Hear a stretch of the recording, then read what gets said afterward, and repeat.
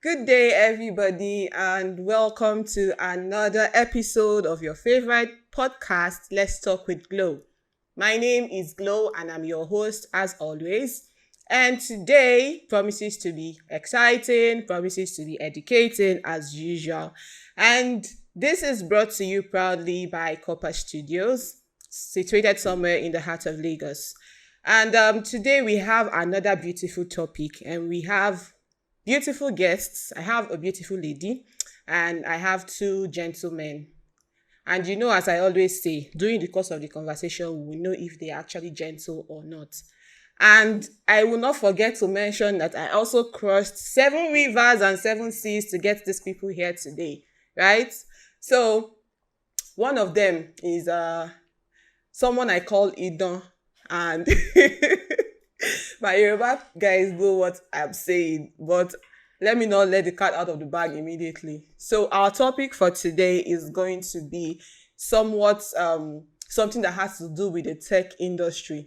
So if you're somebody that you would love to venture into the tech industry, but you don't have any particular backing and you don't know how to start, you don't know what to do or where to begin, I will need you to stay tuned to this particular episode because we are going to be talking about tech and we are going to be talking about how to get into it even if you do not have a degree, right? So our topic for today is unlocking the code, navigating the tech world without a tech degree.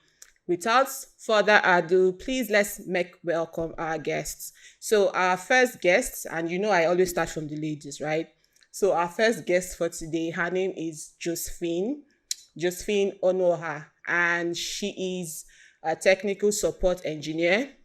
We have Hilary Moye, and he is a digital marketer, and his core is in content marketing. Now we also have the one I call Idon. His name is Samuel Dayo Akindeye, and he is an IT support technician. I had to look, so I'll be very sure of what I'm saying. All right, so let's make welcome our guest. Hello, everybody. Hi. Welcome to our space, right? Thank you for the opportunity. Okay, so let's get into it. How have you been? And all of you are just looking so. Is this how the tech world is? Everybody is looking fly. Now, so the thing they be for on our side. Like, so once you're in the tech industry, you're cool, you're fly, you don't have issues, you're spending the money, there's cash. This Buhari's season has, I say Buhari, Wahala. This Tinubu season has nothing on you, you're right. Correct my impression, no, Well, but that's it what I does, think. but we are just focusing on the present now and just do what makes us happy. That's how we're getting by. Okay. Nice one. Okay, so let's just get right into it. So before tech, what was your area of specialization before you got into the tech world? Mini. Let's start with Hilary. Okay, so for me, I started straight up from school. You know, it started for me as it was just someone looking to just make money. That was just the idea. Honestly, it was never passion. Because for me, I was looking to study automobile engineering, mech engine and all those stuff. So Okay. I was at my mom's shop. Then I just heard over the radio about this whole how to start. But that was like 2015 August. Mm. Yeah, that was when it started for me. So like from there, I just got piece of the details. Then I started working on something, 2015, and since then I didn't. Honestly, I just it's just the fact that I wanted to go into the mechanical engineering world, but I just still have that love for that. But I can't remember the last time I had to like think about going back to that again. These days it's just the whole tech stuff and then making money off the whole industry. That's just So it. the main motive was just to make the Or money. just to make money. I'm not going to come here and tell you it was passion. No, it was never passion. It was just it was about more of survival and then make money. Yeah. Okay, Josephine, let's hear you. Okay, for me, I actually graduated with BSc in biochemistry. That's far apart from tech. Like Yes. So, my motivation to go into tech, I was scared. Biochemistry, it was difficult to get somewhere to just work. as a biochemist. In Nigeria? Yes, in Nigeria. The Okay. laboratory, we're looking for laboratory technicians. Hospitals, we're looking for doctors. Pharmacy, we're looking for pharmacists. So, and I've always been telling the guys around me, I just saw that the world was just changing and tech was evolving. The guys around me, I kept on telling them, why not go into tech? This is giving money and it's something you could just do. You don't need to spend so long in the university to achieve one professional degree. When the guys around me were not taking up this, trust me, I decided to prove them wrong that I can do something. So that was how I went into tech, and I had a side passion for it, but I didn't know how to go into it. And then the money. Also, money was also a motivation. So I think that's how. So if the money was not there, would you have gone for it? If the money was not there, would I have gone for it? Say the truth though. I will, but money was a foundation. I will actually, because I kind of like tech. So did you practice in any way? Like, did you practice the biochemistry in any way? The only practice I did was just when I did was it IT? Okay. I practiced at one hospital, Havana Hospital, as a laboratory. That was the only practice. Coming out of the university, I applied to different places, and it was difficult for me to get a degree. Some were looking for experience, and I didn't have that. And my degree was not even in laboratory science, so it was difficult. To be like really tight. I didn't really practice. Okay. So Samuel. Oh, just like Jasmine said, I want to still better because she did biochemistry. Did I get it right? Yeah, biochemistry. Mine was business administration.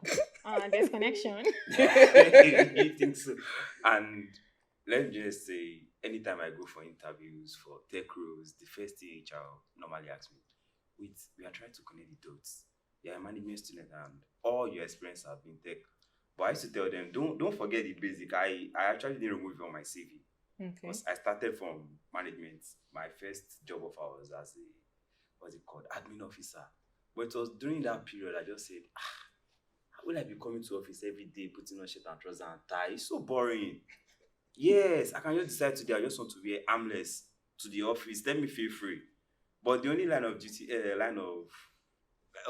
that can give me such, preference to dress any flexibility. I can decide today I just want to be on anything comfortable for me. I like comfort.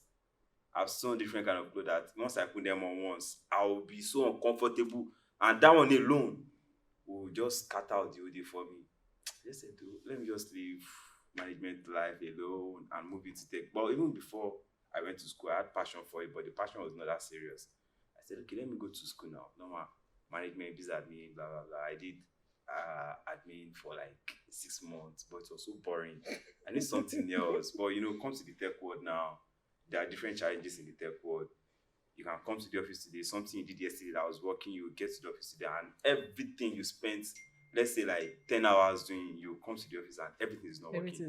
So those kind of challenges are what get me strong as a person. That's why I just said no.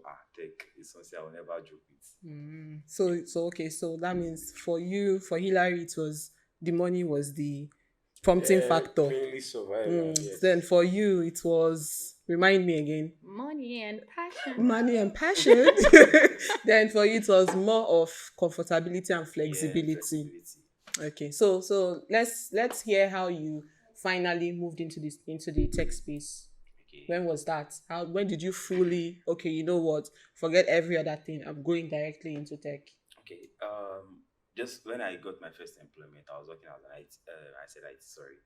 an admin officer for an organization. Then one day, like on Tuesday, one of my friends just called me. I was like, there's this organization in Ikeja Jari that needed someone to come and work as an IT person for them. I said, for you. I left my office in Bagada. I rushed down there. Then I got there, and the person that was meant to interview me was already leaving the office. We did the interview inside the car. And I'm like, wait, we are doing interview inside a car, and the one was like, hey, this is what I wanted you to do, and you're already doing it for me. You understand the scenario I'm trying to paint? Yeah. Compared to the shirt and trouser and tie. And that day I was not even putting on shirt and trouser. I was just putting on a polo, and the man did the interview. The following day, he said I should come for another face interview. I went to meet him at his church. I'm like, these are how things are meant to be now. It's not as if just normal putting on shirt and trousers and suit inside the hot sun. And then the period where the weather was very, very harsh. Like, I just needed something cool just to cool everything down. But assuming I was working as an admin person now, or like a management student, which I studied in school, you can't go for a management interview and you're putting on something you are comfortable with. They will look at it as you are not serious. But this one, I didn't even wear anything like that has to do with the interview. Even when I left, my mom was like, "Are you sure you're going for an interview?" I said, "I'm going for an interview." So I got there, and after just 3 days, the man just called me. Yeah, this is the kind of person I need, because you have shown me what I needed already. So there's no point going back and front. Then it was like, should I pursue a career in tech or not? But when I started, I just got to discover that this is just what I needed in my life. Because me, I like flexibility. I can wake up today and decide that, I want to dress like an Arabian person. You can't be going to the bank now and say you want to dress like an Arabian person. No, it's like, not possible. Wow. You have a particular color of shirt you're supposed to wear. There are even some organization that they will tell you just white shirt Mondays to Thursday, then Friday you can put on. But still that Friday is restriction. And you can't wear flip-flops. You have to wear cover shoes and all that. I mean, I don't like all this stuff. I just like doing my things my own way. There was a particular time when I was going to the office. My mom saw me at the bus stop and was like, let me say I'm a police officer now. Do you think I want to arrest you? I said, why am I? Because I was on break. She was like, the way you are dressed, are you sure you are going to the office? I said, I'm going to the office now. I'm a tech bro, and we tech guys, like they used to call us, we are the shower of the industry. Okay. You're coming out one by one. No, just be coming out little by little. Nice one. So you started as an IT. What did you say? You did the interview? The interview before I became an IT officer. Okay. So what was the work like? Because it's not like, did you have any particular training or anything at all? Because you moved all the way from an admin officer, which is way different. So how did you cope?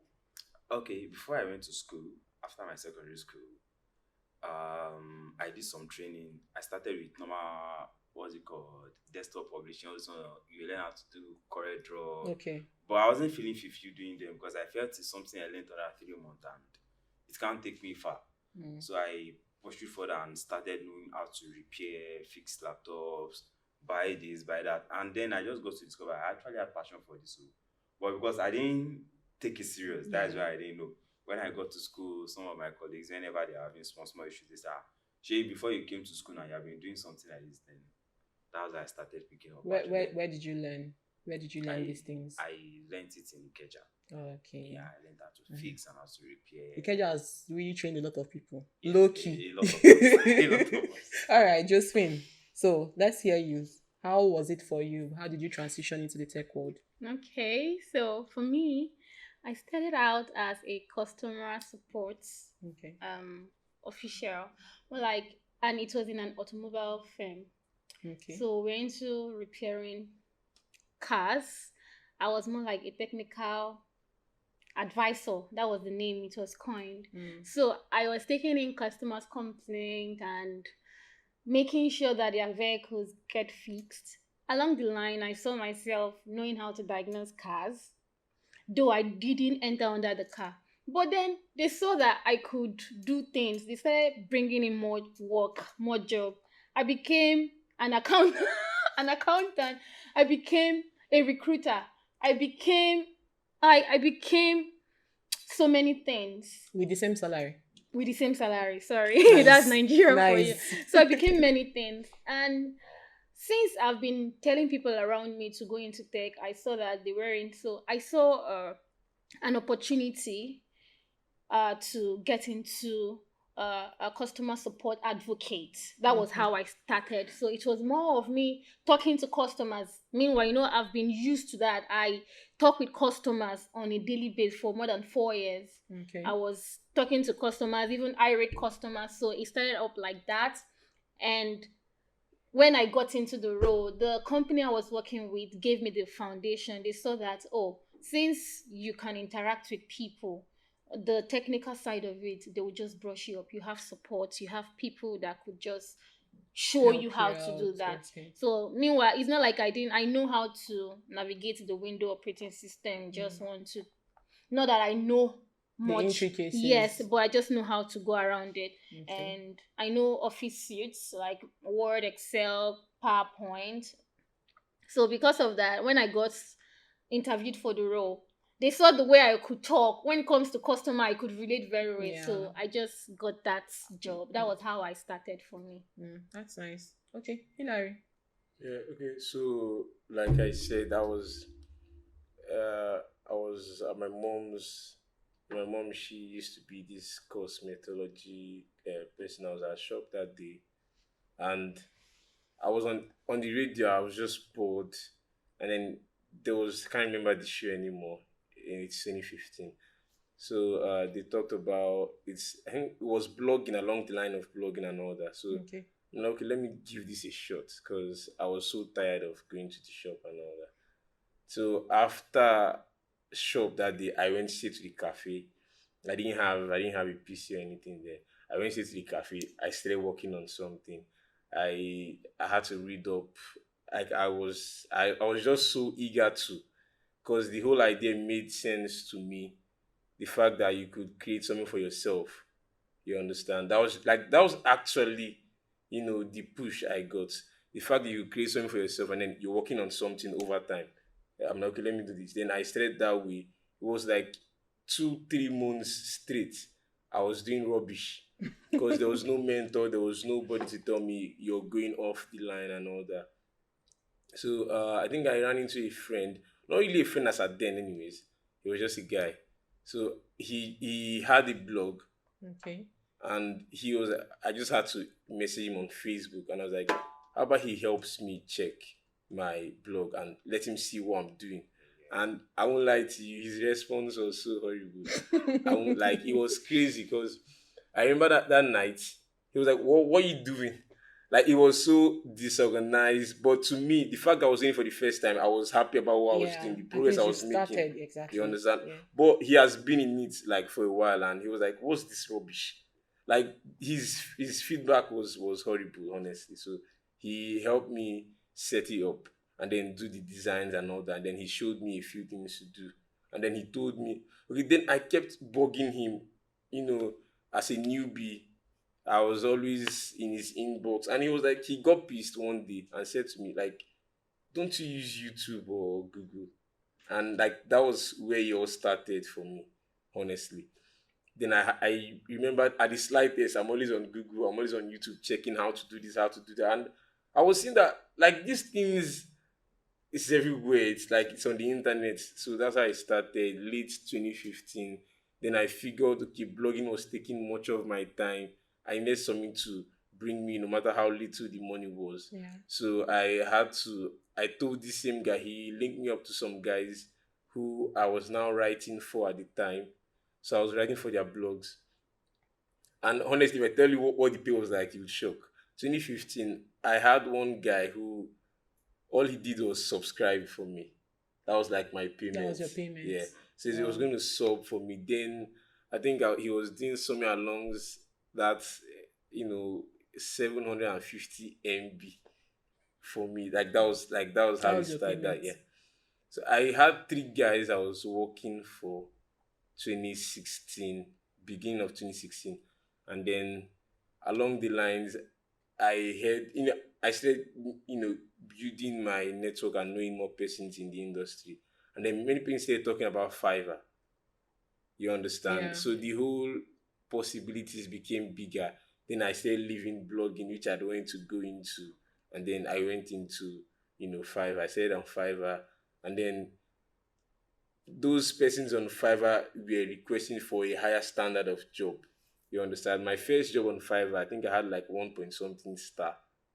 And then that ruined the entire account. Okay. You understand? Okay. So I was asking So questions. that's more like a review from the customer. Yes. Okay. My first review on Fiverr was like 1 point something star. It's a rating actor, that's what they call it. Yeah. So that was 2016. So like I was still like, okay, jobs were no longer coming in on Fiverr because I'm like, what happened? I had to start asking questions and they're like, you have 1 point. He's going to look at your profile and give you a job. So I'm like, oh, okay, so that's what happened. So I had to like go back. I didn't even pay attention to the review. I had to go back, look at the review, check some stuff, Then I had to open a new account. Then I started learning SEO. Okay. I say I had to learn SEO because that was like the clients, complaint. Okay. I was just scattering keywords all over the place and all that. So I had to learn SEO. I had to go back to learning actual content writing from scratch. YouTube most of the time and all that. So because I didn't have money to buy courses then. So as time went on, I started learned SEO content. I had to just keep learning. Then started selling my services back on Fiverr again. Okay. I had more patients that were paying me offline here in Nigeria and all that. So that was how it just started. And then I was just enjoying the whole process. That's it. Okay. So did you encounter any resistance from your clients, mainly because you did not have an original degree, or because you didn't have any strong footing in maybe having a degree or something? Okay, so those who have been on Fiverr as at 2016 compared to now would know that Fiverr then you could just open an account, no matter how wacky it looked, then you'd have people, reach out to you. Unlike now when the whole space is now tight and competition and all that. So then I had several persons reach out to me. You understand? They would come to me, can you do this? Okay, so can I see something you've done? I don't have anything to show anyone, you understand? So like that was and I didn't know how to put myself out as someone who could do it. That Okay. was just like the issue. So I was like telling them they should trust me. No one wants to trust you, you Exactly. understand? I was just relying on the fact that maybe I could maybe just say something magical for them to just give me the job. But it didn't work that way. I had to learn over time that I needed to grow a portfolio, learn how to, speak to this person so they would, okay, trust that you can do the job. Because it's something else. You might have the portfolio, but you can actually convince them that you don't even. Because sometimes they're looking at you and looking at you and they're like, are you the one that did this? Because you're not Exactly. sounding like someone who, Who's did it. professional enough to So have like that? I had to, that was like my issue learning at the beginning. Yeah. And as time went on, even with the review I said I got on Yeah. Fiverr, then I had to like, okay, work on those. And that was just it for me, yeah. Nice one. Yeah. So Josephine, so have there been any skepticism or criticism from your employers or anybody because you never had a tech backing from the beginning? Well, the employer that I'm working with has always been the first. Okay. Yes, Okay. but then I got a lot of rejection emails, so I'm used to it. Prior to this. Yeah. I'm used to rejection emails. Like they tell you they want to so and so, they want 20 years experience, and you should be less than 26. So you should have gotten the experience before you were born. So I think that was it. And again, another restriction I had was myself. I think that's what many people will be facing right now, because I felt I wasn't able to do that. I was always comparing myself with a lot of people. So I was like, how am I going to go into this? This person read computer science, this person knows how to do this person knows how to do that. But then I was just more like disqualifying myself, even without being disqualified. So it affected me until one day I said, no, okay, when I keep looking at the big picture, I get scared. How do I know this? How do I know this? How do I know all this at the same time within a short period of time? But then I said, okay, let me just take this step. It's a step at a time. Just, okay, I know how to speak. It's fine. Let me do this. The next thing, learn how to navigate the operating system more. I know how to do this. So I just started taking that step one step at a time. So I think one thing was me disqualifying myself and the rejection emails, which I'm used to. But you didn't actually give up even with the rejections. I didn't. Going. I'm still pushing. I'm not giving up. I'm still pushing. That's the spirit. All right, Samuel. Okay, for me, just like Josephine has said. Why are you always just like Josephine have said? No, it's just I think we are almost in the same line. Okay, was it yesterday or 2 days ago? I was in an interview. We've been doing this interview for more than a month, and I don't know, probably the HR didn't look at my CV very well. So it was on Thursday. When I got there for the physical interview, we were talking and everything was going smoothly. All of a sudden, one of the people, they said it's not interview, like just physical conversation, just said, wait, He observed that I said in my CV that I have my first degree in business administration. I said, yes. Is there any problem? He said, didn't I read the requirement for the post? I said, I read it. I know. That's what I told. I said, I know because I'm used to it. He said, why would you say something like that? I said, the mistakes some Nigerian HRs are making is that they'll put requirements that, yes, compulsory, you must be You must have this kind of science, degree. but they forgot that there are some of us that we are not computer science students, but we are better than those people that studied computer science in some of these things. The man was like, are you for it? I said, yes. I said, computer science, I have people that studied computer science that they still come to meet me. That Gafa, what was the meaning of this? What was the meaning of this? It's just like saying, this was the scenario I painted for. I said, just like there are some people that studied mechanical engineering in school. Yeah. But if you give them a car to diagnose, they don't know anything about it. Don't blame them. Very true. They forgot that aside from studying it in school, you just have to go for the You have practical. to have the practical it's what knowledge. you can offer me, because if I have a company now, I don't care if you like go and study anything. You're like, well, Oga, what can you do for me? That is the major thing I'm concerned about. And whenever I go for interviews, first thing, these are the look sometimes maybe discouraging, but me, I normally encourage myself. If you don't pick me, someone else that knows my value will actually pick me up. So. Man, it has been really, really, really insightful with you guys. Okay, so we are going to go on a very quick break and we'll be right back. Don't go anywhere.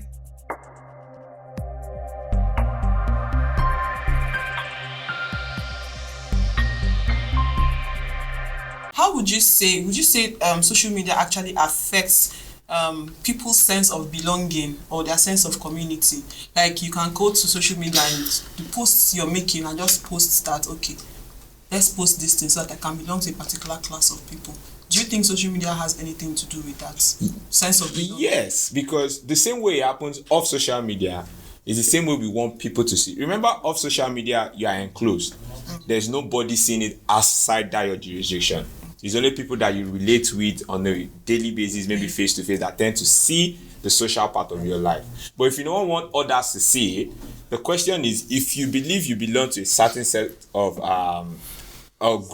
elite group belonging, and you want others from another sphere to also see that particular set of group still exists, then you need to start putting it out there. Then they will start believing or start forming us. That's why you see an association here in Nigeria is almost.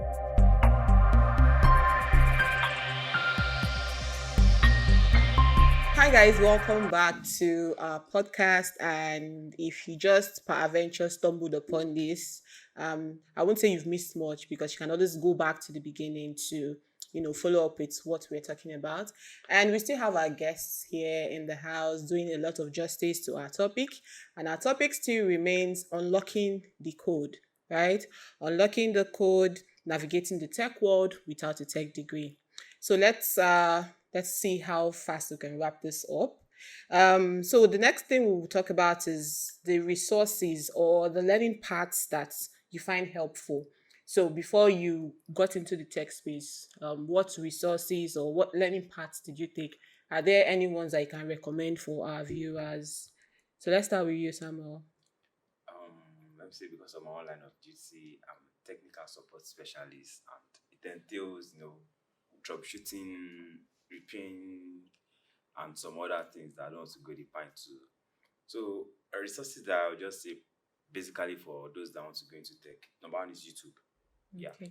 YouTube goes a very long way. Yeah, because there are some times that, apart from what I learned when I was trying to develop myself, maybe in the office sometimes I'll be choked up, and the next thing I'll just think of, let me quickly go to YouTube, search for how to do this, and before you know it, by the time I stream like 2 or 3 videos, I'll get some solutions to it. And also, there are some sites, I don't want to go deep into the site, but YouTube basically, for me, YouTube does a lot. Okay, so is there a particular way to search for things on YouTube?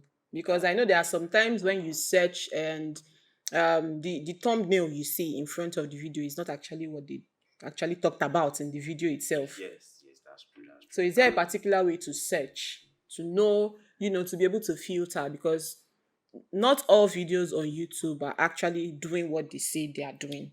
So how are you going to be sure that, okay, this particular information I'm getting from this particular video is what I need?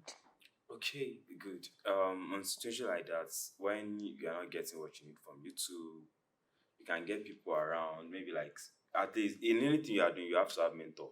I forgot to add that. You have to have mentor that, yeah, whenever you are hooked up, you can easily call on them that, okay, I'm trying to do this and I'm not able to do that. Then they can put you through. And even before they put you through, they will ask you that what step have you taken on your own. So as I am like this, I still have people I look up to in Ikeja. That before I became like a corporate person, I used to work hand in hand with them. And whenever I'm hooked up and I've checked everything, I'll just pick up my phone. Hello, bros, Alpha, I have these challenges. So, and maybe one or two calls, even if they can't do it, they have people that they refer me to. Okay. So you have to have mentors to back up your YouTube videos and maybe any other thing that you feel, because the world we have today, you don't have to be just one direction. You have to have different means just to solve the solutions. Okay. Just to solve the problem. Sorry. Yeah. Okay. Nice one. So, Josephine. Well, for me, YouTube, just like he said. Okay, YouTube, it's your turn. Just YouTube like he said. And Google. I do a lot of Google. But then there's something, especially for the ladies. If you're a lady out there, I think this generation is going to be favorable for you.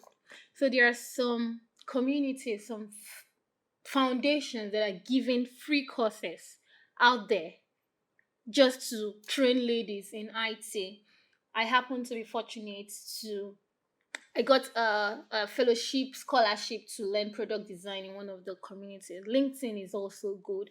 LinkedIn is for networking. You will see a lot of people just like you, and you see mentors. So if you're on LinkedIn and you're very, very conversant with how to use LinkedIn, you will see people that may even show you a community or a fellowship that would teach you for free.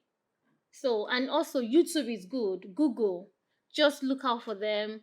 You can go on Coursera for free. Yeah, they have some free lessons. courses, yes. To just learn, just get idea. You may not know much about the practical aspect, but you get idea and know what this is about. Then YouTube shows you step by step how to do that.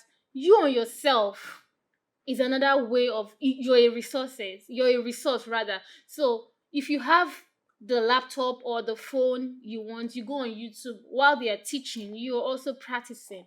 So that's how I've been able to manage myself. All right, thank you so much. Hilary? Okay, so I'm 100% self-taught, so it's just the internet. It's just broad. It's way beyond just Google. It's beyond just YouTube. Even though we use it a lot, I think that's the basic too, because it's easy to access. Okay. So once you go on Google, like how to do this, you're getting options, you're getting ideas, you're getting, the thing about Google is it gives you access to other learning platforms too. Okay. You understand? There are some I can't actually remember their names, but I've actually learned a thing or two from them because I had to go on YouTube, Google first too, and then there's YouTube. There is a Coursera, like she mentioned. Then there is a Udemy. I use it. I think Udemy. I have over 100 courses on Udemy. Even though it's like the Apple in Apple logo. I just eat and drop. You get the idea. Yeah. So like I use Udemy a whole lot because they have free courses. I started using a lot of free courses actually. Okay, I didn't actually know they offer free courses. I was thinking it's just Coursera.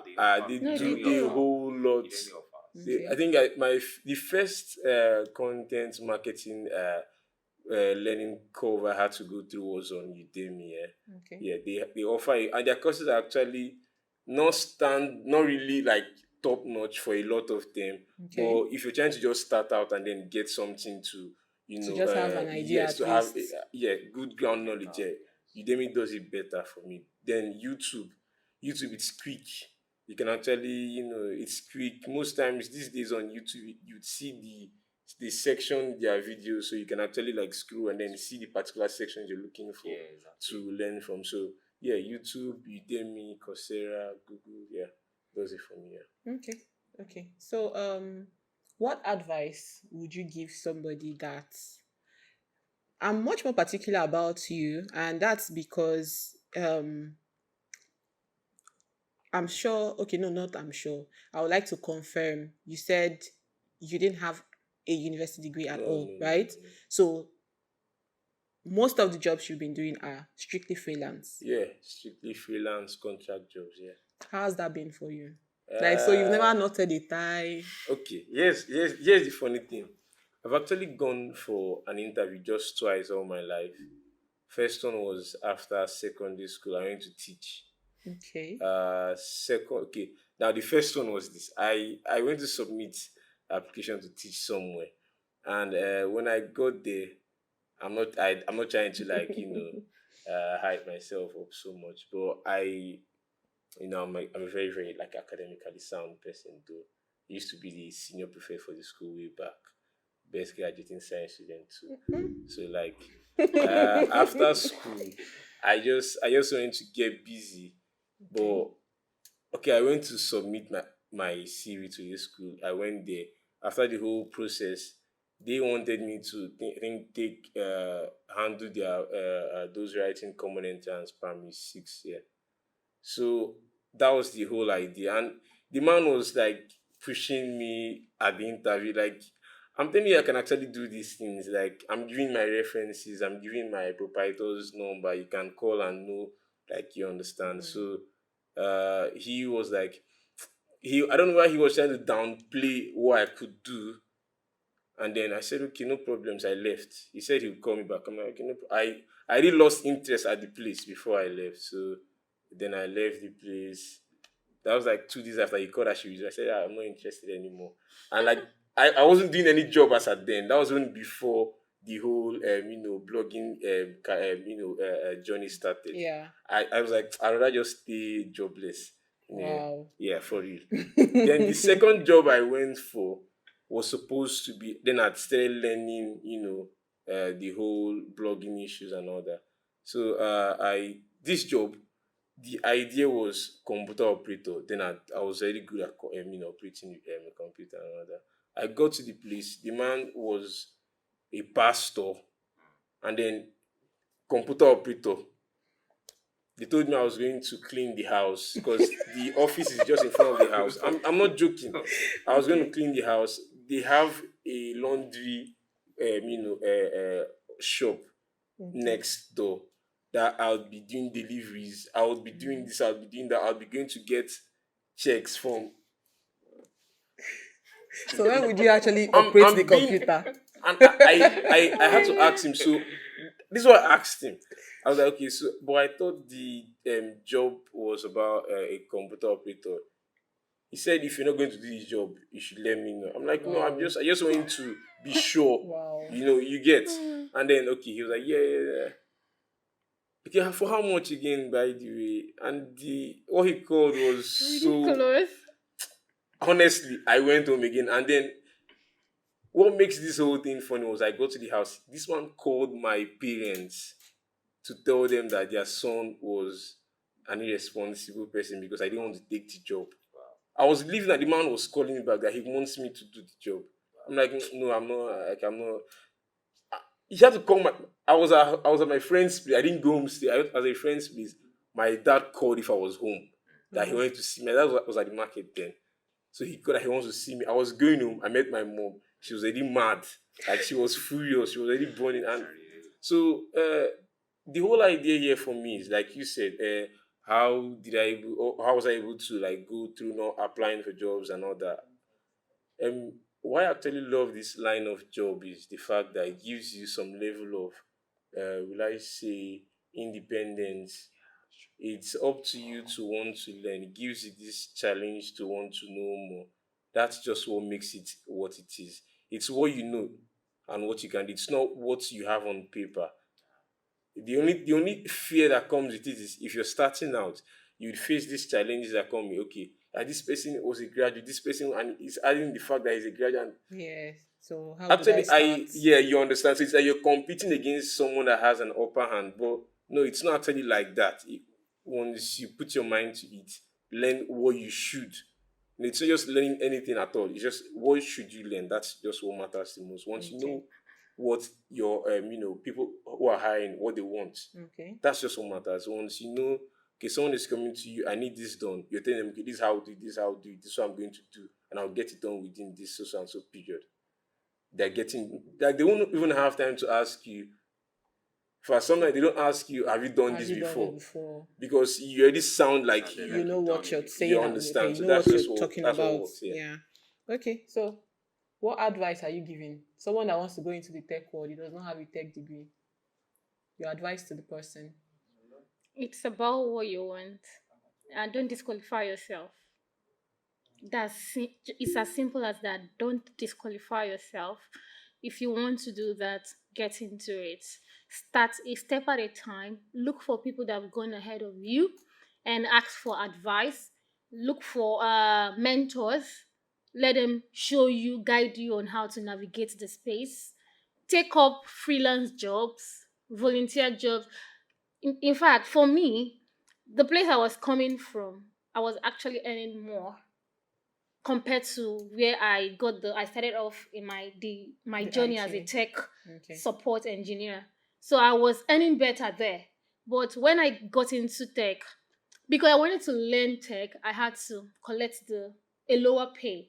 So if you want it, if you're Okay, so it's coming, because of the learning. That's yes, why, because we have this mentality that tech if cis, tech guys, they're earning in dollars, they're I'm earning so the sorry to money. just share you. It's not so. It's not so. But as you progress, you start seeing the money. But if you're starting out, don't shoot yourself on the foot by saying if this job is not paying you much, you're not going to start. You can start as a volunteer. It could just be even in your church, IT team, media team. Join them. Discord, those people that used to carry cord and up speakers, join them. You are learning. That's how IT support is, because those people are actually supporting the IT Departments. departments in your church. So join them, learn one or two things. Oh, how did they put this sound together? How did they get these flyers out? So you start there. That's what I can just advise you. All You could right. take freelance jobs. That should be a starter for you. Okay. Thank you so much, Samuel. Okay, for me, basically, I would say the first thing first. Don't when you if you are joining tech, don't have it at the back of your mind that yes, in the next 2 years, I'm going to make money from tech. Yes, Is it don't that have long? No, you know why I said so, because for you to be successful in tech, you have to take your time by yourself.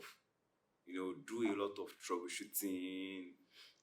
Take enough of free gigs that when you are faced with greater challenges, you look at, yeah, before I even became this big, I've taken so many side gigs that they are free.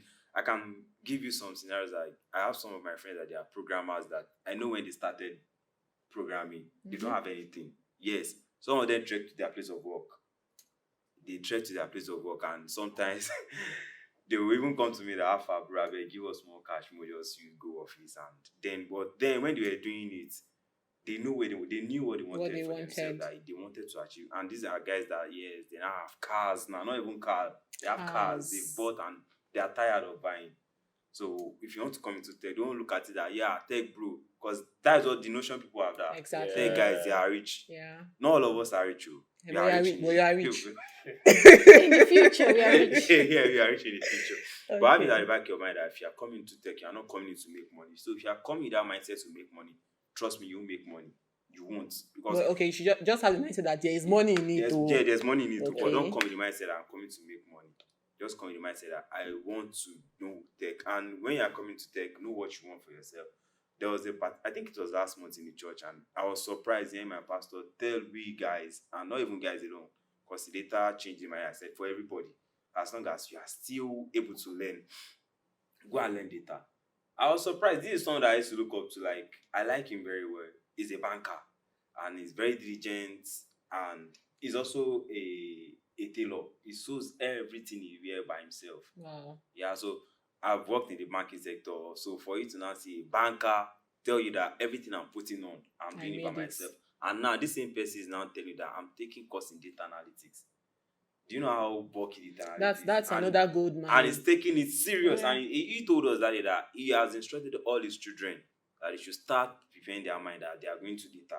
Because he has already seen the future that, let's say, 5 years from now or 10 years Data from now, and AI. data will bring Yeah. something. But if he had gone into data with the mindset that, yes, I want to go and make money, he won't learn what he has learned. So people come into tech, don't come with the mindset that I want to come and make money. You will make money. No, that one is certain. But don't come with that mindset that I want to come make money. Come with the mindset that I want to learn it, understand it very well, own your shit. Like, I used to tell some of my guys we work together with. All right.